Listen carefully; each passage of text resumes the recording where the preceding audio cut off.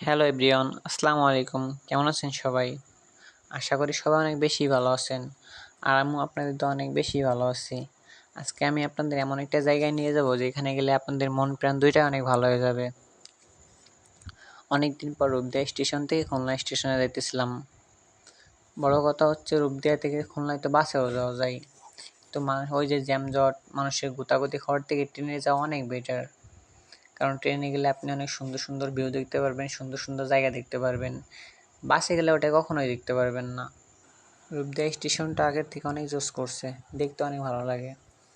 সবথেকে বড় কথা হচ্ছে খুলনা স্টেশন। এটা দেখার পর আপনার অন্য কোনো স্টেশনের উপর মনই যাবে না। কখনো যদি যাওয়ার ইচ্ছা হয় তো খুলনা স্টেশনে গিয়ে ঘুরে আসেন, আপনি বুঝতে পারবেন খুলনা স্টেশনটা কেমন।